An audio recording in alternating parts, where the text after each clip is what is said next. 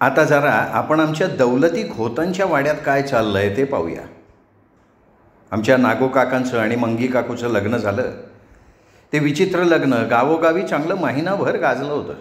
अगदी वर्तमानपत्रात सुद्धा आलं होतं की मांजरीवाडीतील नागो खोतांनी मंगी या यल्लम्माच्या आराधनिकेच्या मुलीबरोबर विवाह करून समाजात एक चांगली सुधारणा केली आहे. पण नागो काका आणि मंगी काकूंच्या या लग्नाच्या प्रसिद्धीमुळे खालच्या खोतांच्या कमळीची देखील चर्चा घरोघरी झाली होती. खूप जणांना वाटत होतं की त्या दौलती खोतांच्या कमळीतच काहीतरी खोट असल्यामुळे सातमाईंच्या वाड्याने तिला नाकारलं असावं. आणि ह्या सगळ्या प्रकारामुळे दौलती काका, लिंबोण्या काका आणि राम काकांना सुद्धा मान खाली घालावी लागली होती. त्यामुळे ते सगळे खालचे खोत आमच्यावर अगदी चिडून गेले होते. तसं पाहता दौलती खोतांचं आमच्या सातमाईंच्या वाड्यावर चिडणं अगदी साहजिक होतं. ते काही आपली पोरगी घेऊन सातमाईंच्या वाड्यावर आले नव्हते, तर आमची आजी त्या नागो काकांच्या लग्नाचा प्रस्ताव घेऊन त्यांच्याकडे गेली होती. आणि दौलती खोतांना हेच वाटत होतं की जर नागोनं मंगीला पसंत केले होतं आणि सातमाईंनी त्याला होकार दिला होता, तर मग नागो यातलं काही आजीला न सांगता गप्प का बसले होते. आणि समजा नागोनं त्यांच्या वाड्यात ते कोणाला सांगितलेलं नव्हतं, तरी आजीनं अगोदर नागोची पसंती घेऊन मग कमळीला मागणी घालायला पाहिजे होती ना. त्यावेळी जरी नागो सांगलीला सदाप्पा काकांबरोबर बैलजोडीच्या खरेदीला गेले होते, तरी तिथून आल्यावर त्यांनी कमळीला ताबडतोब नकार द्यायला हवा होता. तसं न करता अगदी लग्नाची तयारी सुरू झाली तरी ते गप्प बसले होते. आणि गावात सगळ्यांना कळल्यावर मंगीचं प्रकरण त्यांनी सांगितलं होतं. या सगळ्याचा अर्थ होत होता खालच्या खोतांना काहीच किंमत नाही, असाच का नाही. त्यात बिचाऱ्या दौलती काकांना माहिती होतं की आता आपल्या कमळीबद्दल गावागावात उलटसुलट चर्चा होणार. गावात कोणाच्या भल्याची चर्चा होत नाही हे त्यांना माहिती होतं. म्हणून उद्या कमळीच्या लग्नात काही अडचण येऊ नये म्हणून आमच्या दौलती काकांनी नंतर 4-5 स्थळांकडे कमळीसाठी शब्द टाकला होता. त्या सर्वांचा होकार देखील आलेला असताना कमळीच रडत रडत आपल्या बाला स्पष्ट म्हणाली, बा तुमच्या पाया पडते, मला एवढ्यात लग्न नाही करायचं. आणि कोणी जर माझ्यावर तशी सक्ती केली तर मी सरळ विहिरीत जाऊन जीव देईन. झालं. त्यावेळी पार्वती काकू हलकेच आपल्या नवऱ्याला म्हणाल्या होत्या, अहो कमळी आत्ताच त्या वाईट प्रसंगातनं गेली आहे, आपण तिला थोडा वेळ देऊ, ती सांगेल तेव्हा आपण तिचं लग्न करू. दौलती काकांना हे पटलं होतं, पण लिंबोणी काकांना हे पटलेलं नव्हतं.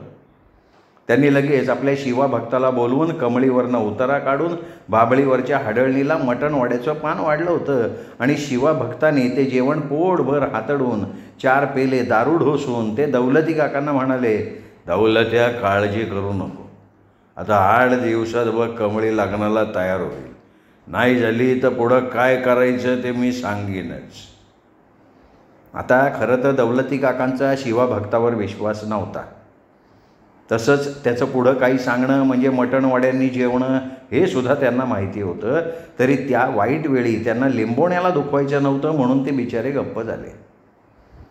आमच्या नागो काकांच्या लग्नाचं वादळ जसं उठलं तसंच ते लगेच शांतसुद्धा होऊन गेलं होतं. आमच्या देशावरच्या शेतकऱ्यांचं एक बरं असतं, त्यांना उगाच कोणाच्या गावगप्पा हाणत बसायला वेळ नसतो. ते एखादी घटना घडली की पान खात तंबाखू हातावर चोळत थोडे दिवस चर्चा करतील, पण लगेच नंतर विसरून जातील. त्यामुळे नागो काकांच्या लग्नाचं सुद्धा तसंच झालेलं होतं. आमच्या नागो काकांच्या लग्नाला वर्ष होत आलं. मंगी काकूंना तातोबा झाला आणि आजीने आपल्या 4थ्या मुलाचं बाळकृष्णाचं म्हणजे माझ्या बाबांचं लग्न करायचं ठरवलं.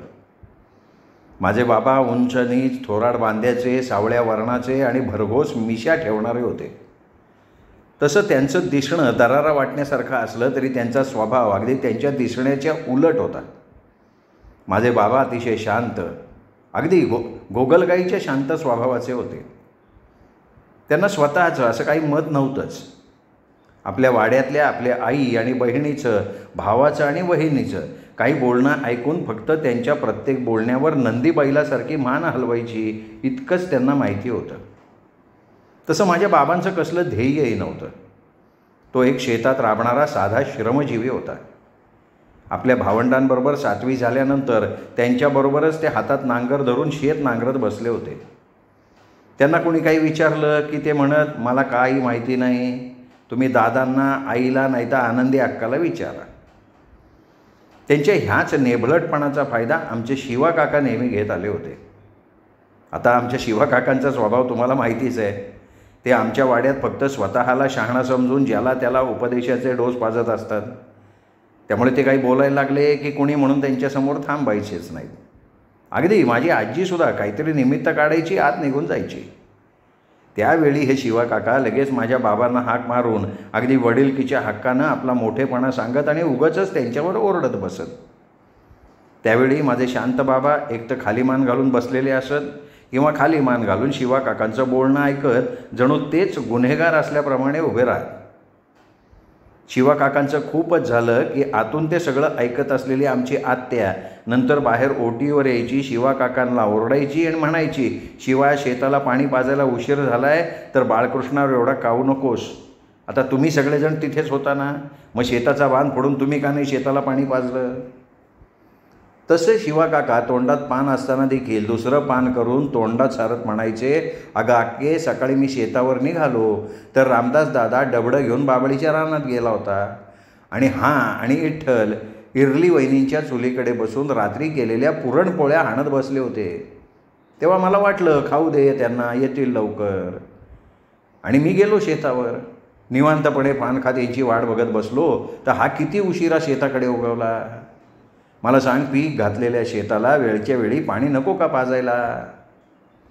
तर मी रामदास दादाला बोललो तर तो उलट मला म्हणाला की शिवा उगं कशाला बोंबलतो, शेती म्हणजे काय शाळा आहे का, मारली घंटा शाळा भरली, मारली घंटा शाळा सुटली. अरे शेतीला कधी पाणी पाजायचं याला वेळ असतो का. दिवसातून कधीही एकदा शेतीला पाणी पाजलं की झालं. मग वाड्यात आल्यावर मी आईला आणि तुला सांगायला गेलो तर तू आत गेली, विठ्ठल भाकरी खायला बसला. मग ह्या बाळकृष्णाला मी शेताला वेळच्या वेळी कसं आणि का पाणी पाजलं हे सांगत होतो. अक्के खरंच सांगतो तुला, या वाड्यात कोणाला कसली शिस्तच नाही. तेव्हाच आत्या माझ्या बाबांना म्हणाली, बाळकृष्ण चल भाकरी खायला. तशी नंदी बैलासारखी मान हलवत ते आत्याच्या मागोमाग गेले होते. हे असे प्रकार नेहमी व्हायचे. कुणी काही केलं की शिवा काका येऊन माझ्या बाबांना धारेवर धरत. एकदा ते असेच माझ्या बाबांच्या अंगावर उगाचच ओरडत असताना गुणा काकू बाहेर येऊन म्हणाल्या, अहो भाऊजींवर इतकं का ओरडताय, आता कोणी ऐकून घेत आहे म्हणून एवढा ऐकवायला नको. तेव्हा शिवा काका एकदम संतापून आजीला हाका मारून बाहेर बोलवत म्हणाले, आये, मी हा बाळकृष्णाला 4 हुशारीच्या गोष्टी शिकवतोय तर ही मध्ये येते. म्हणजे उद्या काही कमी जास्त झालं तर तुम्ही माझ्याकडेच येणार ना. सांग तिला, या वाड्यात शिस्त अशी नाही कुणाला. तशी माझी आजी एकदम शिवा काकांना म्हणाली, तू गप रे, आणि गुणे तू या दोघा भावात पडू नको, जा तू. आणि हे बाळकृष्णा, गोळ्याच्या ढेपा आज जा, आनंदी तुला भाकरी खायला बोलवतीये. तेव्हा खाली मान घालून जाणाऱ्या माझ्या बाबांकडे बघून आजी हलकेच म्हणाली, खरोखर हा बाळकृष्ण अगदी गुळाची ढेप आहे, कितीही मुंग्या लागू दे, जागचा हालायचा म्हणून नाही. आता गंमत अशी होती की नेहमी माझ्या बाबांनाच शहाणपणा शिकून बोलणारे शिवा काका स्वतः त्यांना कितीही बोलले तरी जर दुसऱ्या कोणी काही बोललं की लगेच माझ्या बाबांची बाजू घेऊन बोलायला लागायचे. त्यांच्याशिवाय माझ्या बाबांना दुसरं कोणी जरासुद्धा बोललेलं त्यांना चालायचं नाही. आणि माझे विचित्र बाबा देखील त्यांना काही हवं असेल किंवा सांगायचं असेल तर ते फक्त आपल्या शिवादादाला सांगत. त्यामुळे आजी आणि इतर कुणीही त्या दोघा भावांच्या कुठल्याही गोष्टीत पडत नसत. कधी शिवा काकांची लहर लागली किंवा त्यांना माझ्या बाबांच्या मायेचा पुळका आला की ते गुणा काकूंना माझ्या बाबांच्या आवडीचा स्वयंपाक करायला सांगून अगदी समोर बसून त्यांना पोटभर जेवायला घालत आणि म्हणत, बाळकृष्णा, मी तुझा मोठा दादा आहे, तुला काही हवं असलं तर ते तू माझ्याकडे मागायचं, समजलं. या वाड्यातल्या कोणाला अक्कलच नाही रे, ही तुझी वहिनी ती तसलीच, तेव्हा तुला काही लागेल ना मला सांगायचं. मग माझे बाबा जेवताना त्यांच्या प्रत्येक बोलण्यावर खाली मान घालून नंदी बैलासारखी मान हलवत बसत. तसंच माझ्या शांत बाबांना भांडण तांट्याचा प्रचंड तिटकारा होता. ते स्वभावानेच नाही तर अंतःकरणाने पण फार चांगले होते. त्यांना जेवणा खावण्याची खास आवड नव्हती. जे पानात असेल ते खालमानेनं जेवायचं एवढं त्यांना माहिती. आता शिवा काका त्यांच्या आवडीचं म्हणून स्वतःच्या आवडीचं जेवण त्यांना वाढत आणि म्हणत, बाळकृष्णा तुझ्या आवडीचं जेवण आहे, चल आता भरपूर जेव. आणि ते मान हलवून जेवायला सुरुवात करत. माझे बाबा असे नेभळट असले ना तरी शेतीकाम अतिशय उत्तम करत.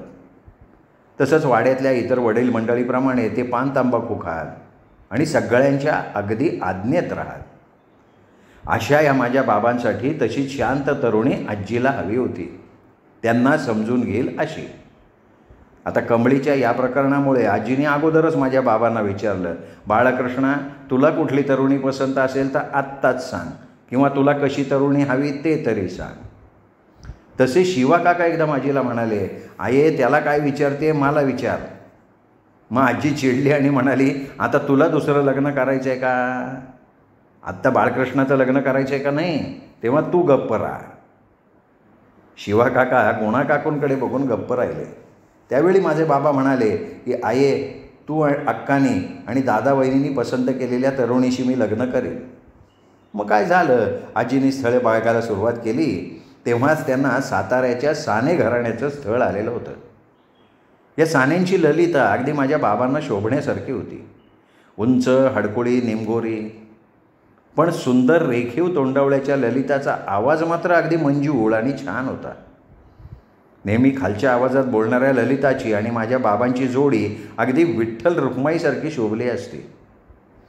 ललिता 5वीपर्यंत शिकलेली होती. ती 1 महिन्याची असताना तिच्या आईला देवी आल्या होत्या, म्हणून तिच्या काका काकूंनी देवीची बाधा होऊ नये म्हणून तिला आपल्याजवळ नेलं होतं. पण दुर्दैवानं तिची आई त्या आजारपणात गेली. तिच्या बाबांनाही त्या आजाराची बाधा झाली, ते सुद्धा गेले. ललिता 1.25 महिन्याची असताना पोरकी झाली होती. तसे तिचे दमेकरी काका काकू फार गरीब होते, तरी दोघांनी ललिताला मायेनं वाढवलं. दुर्दैवानं तिची काकूही गेली. काकू गेली तेव्हा ललिता 5वीत होती. काकूंच्या जाण्याने ललितानं शाळा सोडली आणि ती घर सांभाळायला लागली. तिचे म्हातारे दमेकरी काका आपल्या लहानशा जमिनीत राबून कसं तरी पोटासाठी भाकरी मिळवत असत. ललिता त्यांना शेतात जाऊन मदत करत असे. एकदा कोल्हापूरच्या जत्रेच्या वेळी तिच्या काकांना माझ्या बाबांच्या स्थळाबद्दल कळलं. तेव्हा नागोकाकांच्या लग्नाचा गवगवाट झालेला होता. ह्या काकांना वाटलं कदाचित आपल्या गरीब ललिताला हे खोत होकार देतील. ते सरळ आमच्या सातमाईंच्या वाड्यात ललिताचा फोटो घेऊन आले. आमच्या आजीला फोटोतली ललिता तशी ठीक वाटली होती, पण काहीही हुंडा न देणारी तरुणी त्यांना नको होती. आपल्या मुलाला जगरीतीप्रमाणे आपल्या पत्नीच्या वाट्याचं थोडेफार तरी असावं या विचारांची माझी आजी. पण इथे तर मुळात मुलीचे आईवडीलच नाहीत. म्हणजे सणवारीसुद्धा तिच्या बाळकृष्णाला सासरी जाता येणार नव्हतं. आता मंगी काकूची गोष्टच वेगळी होती. त्यांना सातमाईंनी पसंत केलं होतं, पण बाळकृष्णासाठी मुलगी आजी पसंत करणार होती. त्याला सासर चांगलं मिळावं ही तिची इच्छा, आणि त्यात ही ललिता कुठे बसतच नव्हती. या सगळ्या गोष्टींचा विचार करून आजीने ललिताच्या काकांना नकार कळवला. नंतर माझ्या आजीने आत्याने माझ्या बाबांसाठी अनेक स्थळं बघितली, पण त्यांच्या स्वभावाला शोभेल असं एकही स्थळ मिळालं नाही. आमच्या वाड्याला माझ्या नेबलट बाबांना सांभाळणारी अगदी घरेलू साधीसुधी अशी तरुणी हवी होती. तशा 2-3 तरुणी आमच्या वाड्यानं पसंत देखील केल्या होत्या, पण त्या पसंत केलेल्या स्थळांना सातमाईंनी कौल दिला नव्हता. याचा अर्थ ती स्थळं सातमाईंना पसंत नव्हती. आणि एकदा रात्री जेवण आटोपून सर्वजण ओटीवर गप्पा मारत असताना आमचे नागो काका अचानक आजीला म्हणाले, आये तुम्ही उगाच इथे तिथे भटकू नका. सानेंची ललिता बाळकृष्णासाठी योग्य आहे हे सांगण्यासाठी आम्ही उशीर केला, तरी योग्य गोष्ट योग्य वेळी करावी म्हणून आम्ही थांबलो होतो. मग दुसऱ्या दिवशी आजी, आनंदी आत्या आणि इरली काकू रामदास काकांना आणि माझ्या बाबांना घेऊन साताऱ्याला गेले. त्यांनी ललिताला बघितलं. ती गोड चुणचुणीत तरुणी त्या सगळ्यांना पसंत पडली. लगेच माझी आई शेवंता होऊन हळदीच्या पावलांनी आमच्या सातमाईंच्या वाड्यात आली. माझी आई दिसायला सुरेख तर होतीच, पण कुणालाही दुखावण्याचा तिचा स्वभाव नव्हता. तिला जर कुठली गोष्ट आवडली नाही तर ती काही न बोलता ती गोष्ट हसण्यावारी नेत असे, आणि तिचा तोच स्वभाव माझ्या आजीला, आत्याला फार आवडला. माझ्या आईत आणखीन एक गुण होता. ती कमालीची सुगरण होती. तिच्या हातच्या पुरणपोळ्या आमच्या रामदास काकांना फार आवडत. आई गुळाचा अगदी घट्ट चहा फार छान करत असे. माझ्या आईच्या हातचा हा चहा शिवा काकांना फार आवडत असे. तसंच तिला एक सवय होती. आमच्या वाड्याच्या दाराशी कुणी वेळी अवेळी आलं की माझी ही गुणी आई कुणी न सांगतासुद्धा गूळ पाण्याचा तांब्या बाहेर नेऊन ठेवायची आणि नंतर बाहेर बसलेल्या पाहुण्यासाठी, मग तो कोणी का असेना, त्याच्यासाठी चहा किंवा ताकाचा पेला आणून ठेवायची. कधीकधी काय गंमत होत असे की आमच्या शेतातला कुठला गडी काहीसं शेतातलं कामान घेऊन आमच्या वाड्यावर आला की माझी आई त्याचा देखील चहा ताकानं पाहुणचार करत असे. तो गडी चहा किंवा ताक पिऊन गेला की नंतर आजीच आईला हाकारून म्हणत असे, अगं शेवंते, त्या आलेल्या गड्याला ताक द्यायची काही गरज होती का? अगं तो शेंगा घेऊन फावडं मागायला आला होता ग. मग माझी आई खालमानेनं म्हणायची, आये, सातमाईंच्या दाराशी कुणी आलेलं तसंच परत जाणं मला नाही पटत, म्हणून उगाच मी त्याला इवलंसं ताक दिलं. त्यावेळी माझी आजीच नंतर तिला जवळ घेऊन तिच्या डोक्यावरनं कौतुकानं हात फिरवत म्हणे, पोरी, मन असंच ठेव. अगं भरलेल्या तळ्यातलं घोडभर पाणी कुणी प्यायलं तर तळं काही आटत नाही. पण आमच्या शिवा काकांना माझ्या आईचं हे औदार्य अजिबात पसंत नव्हतं. ते नेहमी माझ्या बाबांना सांगत, बाळकृष्णा, सांभाळ रे बाबा तुझ्या बायकोला, ती येणाऱ्याला जाणाऱ्याला चहा नाही तर ताक देत बसते. अशानं एक दिवस सातमाईंच्या वाड्याला भीक मागायची पाळी येईल. मी आज हे तुला सांगतोय, उद्या मग माझ्याकडे येऊन सांगू नको की शिवादादा तू मला हे आधी का नाही सांगितलंस. आणि एवढा वेळ हे सगळं ऐकणारी माझी आजी नंतर संतापून त्यांना म्हणे, अरे शिवाल्याकरा, जरा तोंडावरून बोल की र. अरे अशा पाहुणचाराने सातमाईंच्या वाड्याला पुण्यच मिळणार आहे. आणि काय रे मोडद्या, तू तिच्या हातचा गुळाचा चहा 4-4 वेळा ढोसतोस तेव्हा नाही लागत भीक. तेव्हा शिवा काका आत आपल्या घरात जाता जाता आजीला म्हणत, आये, शेवंता वहिनी आमच्या बाळकृष्णाच्या जीवावर हा सगळ्यांचा पाहुणचार करते. तो तिकडे शेतात राबतो आणि वहिनी इथे सगळ्यांचा पाहुणचार करत बसते. मग व्हायचं कसं म्हणून मी आपला बोलतोय. उद्या बाळकृष्णाचं काही कमी जास्त झालं तर मला सांगायला यायचं नाही. हे बोलत असताना तिथे जवळच बसून अभ्यास करणाऱ्या आत्मा तुकादादाच्या डोक्यावर तबला वाजवत ते आत निघून जात. त्यावेळी आजी स्वतःशी खेदानं म्हणत असे, शिवा पोरा, तुझ्यात सगळे गुण चांगले आहेत, फक्त कुणाला काही द्यायचं नाही हा गुण तू बामणाचा घेतलास बाबा. आमच्या वाड्यात इरली काकू, गुणा काकू, मंगी काकू लग्न करून आल्या. त्यावेळी त्यांची नावं त्यांच्या नवऱ्यांना आवडली म्हणून तशीच ठेवली गेली. आमच्या आनंदी आत्याचं सुद्धा नाव बदललं नव्हतं. फक्त माझ्या बाबांना माझ्या आईचं ते ललिता नाव आवडलं नव्हतं म्हणून त्यांनी तिचं नाव शेवंता ठेवलेलं होतं. माझ्या छान आईला पहिली मुलगी झाली ती मी, सरस्वती. नंतर 2 वर्षांनी आमचा धोंडीबा झाला. नंतर वर्षभरानं आमची मंजी झाली. माझी मनमिळाऊ आई आपल्या सगळ्या जावात अगदी मिसळून गेली होती. आमच्या मंगू काकूंना नीटनेटका स्वयंपाक करायला माझ्या आईने शिकवलं होतं. तिचं आणि आमच्या मंगी काकूचं फार पटत असे. माझी आई आपल्या मोठ्या जावा इरली काकू, गुणा काकू आणि मंगी काकूचा मान राखून नेहमी त्यांच्याशी अदबीनं वागत असे. तर आजीबरोबर आत्यालाही ती सासूचा मान द्यायची. आमच्या मंगी काकू त्यांना काही करायचं असलं की माझ्या आईला विचारून करत असत. माझ्या आईला गाण्याची फार आवड होती. ती दळण दळताना नेहमी बहिणाबाईंच्या कविता गुणगुणत असे. त्यावेळी आई म्हणायची, त्यातली बहिणाबाईंची माझी एक आवडती कविता मला आजसुद्धा चांगली आठवते. ती म्हणत दळणारी आई आठवते आणि डोळे पाण्याने भरून येतात. आई आपल्या मधुर आवाजात ती कविता म्हणायची, मन जहरी जहरी याचं न्यार रे तंतर, अरे इचू साप बरा त्याले उतारे मंतर. मन पाखरू पाखरू त्याची काय सांगू मात, आत्तावत भुईवर गेलं गेलं आभायात. मन एवढ एवढ जसा खाकसाचा दाना, मन केवढ केवढ आभायात बिमायेना.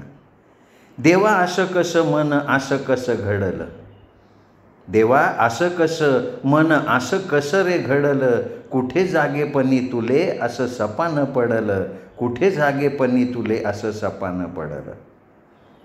त्यावेळी मी आईला विचारलं होतं की आई, ह्या कवितेचा अर्थ काय आणि ही बहिणाबाई कोण आहे.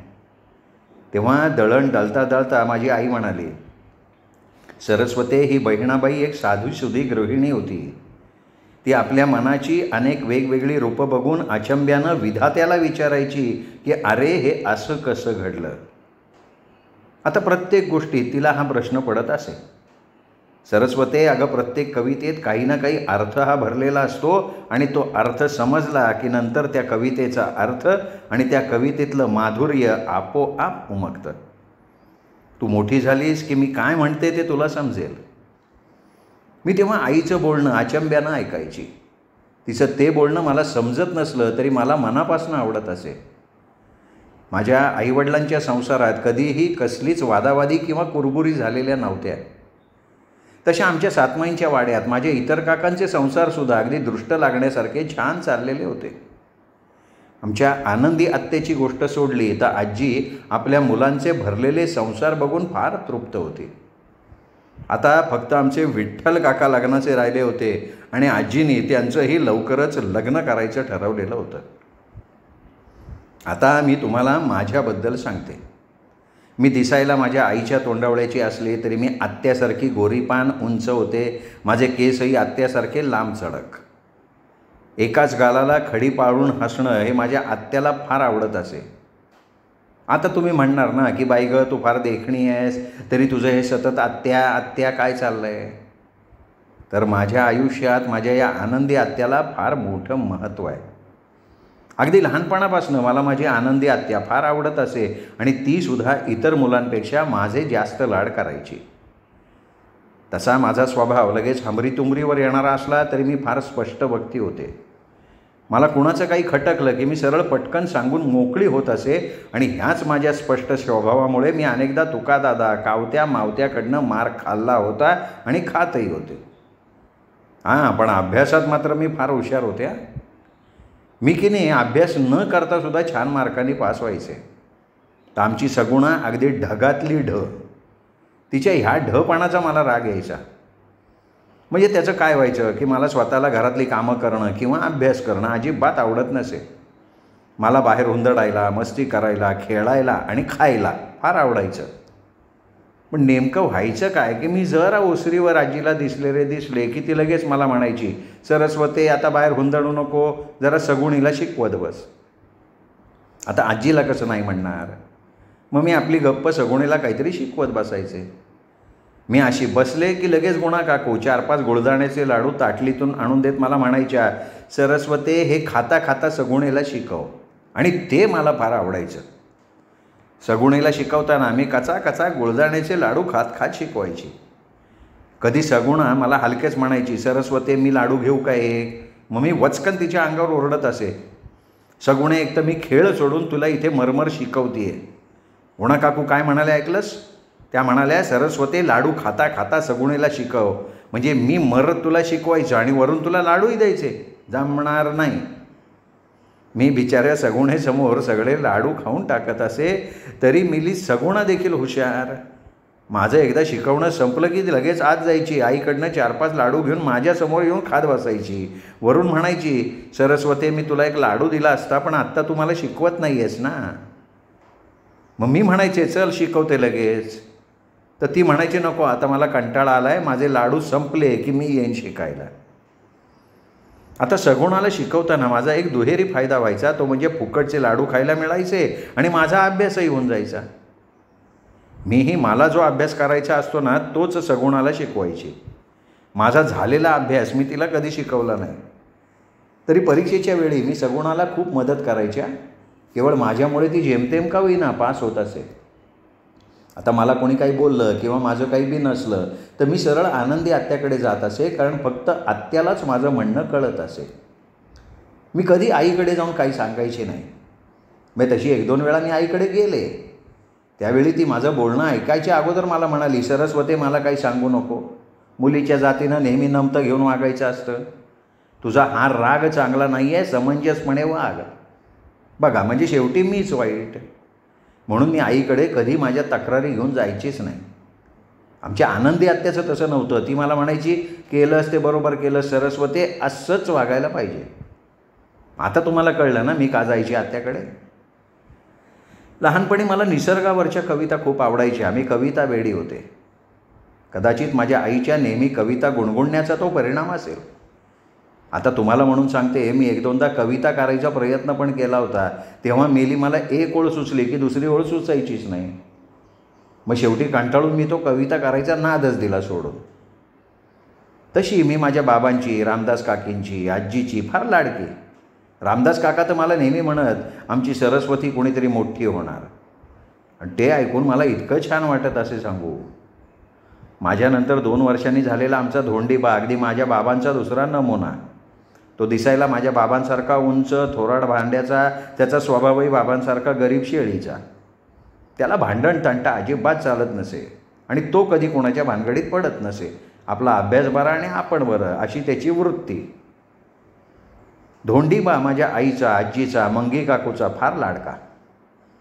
धोंडीचं आणि माझं कधी भांडण झालं तर ते सगळेजण त्याची बाजू घेत. एक आनंदी आत्या सोडली ना तर माझी बाजू घेणारं कुणीही आमच्या वाड्यात नव्हतं. माझे बाबा कधी शिरगुप्पीला गेले, तिथून त्यांनी काही आणलं की सगळ्यात आधी या धोंडीला देत, मग मला आणि मंजीला ते मिळे. धोंडीबा फार चांगला होता. माझं, आईचं आणि वाड्यातल्या कोणाचंही काम तो कटकट न करता करायचा. आमच्या आत्मा तुकाचं नेहमी ऐकायचा. धोंडी माझ्यापेक्षा जास्त हुशार होता. गणित त्याचा आवडता विषय. आमच्या धोंडीबानंतर झालेली मंजी एक सगुणेसारखी होती, लाजाळू आणि मितभाषिणी. सावळी मंजी अभ्यासात अगदी जेमतेम, पण सावळी असली तरी सुंदर होती विलक्षण. लहानपणीच्या आणि नाजूक मंजीचा आवाज माझ्या आईसारखा फार गोड मधुर. मंजीचा आमच्या यमीशी, चिंगीशी फार जमत असे. त्या तिघी नेहमी एकत्र असत तर मी आणि सगुणा नेहमी एकत्र. माझ्या आईच्या लग्नानंतर तिचे दमेकरी काका फार आजारी पडले होते. तेव्हा तातडीनं त्यांना आमच्या वाड्यात आणून आजी त्यांना म्हणाली की आता इथेच आपल्या मुलीबरोबर आणि आमच्याबरोबर भाकर तुकडा खाऊन राहा. तेव्हा माझ्या आईने रडत रडत आजीचे पाय धरले. पुढे आईचे हे काका धोंडीच्या वेळी आईला दिवस गेले तेव्हा झोपेतच गेले.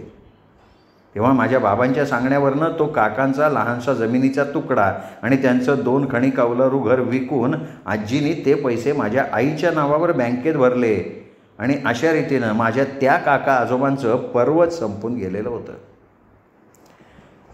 श्रोते हो, आयडा बॅरेटो लिखित सातमाईंचं रान या कादंबरीच्या पहिल्या भागातलं हे प्रकरण आपण ऐकलं दीपक रेगे कथाकथन चॅनलवर. या कादंबरीचं पुढचं प्रकरण आहे आमच्या विठ्ठल काकांचं शुभमंगल. ऐकूयात दीपक रेगे कथाकथन चॅनलवर उद्या. तोपर्यंत नमस्कार मित्रो.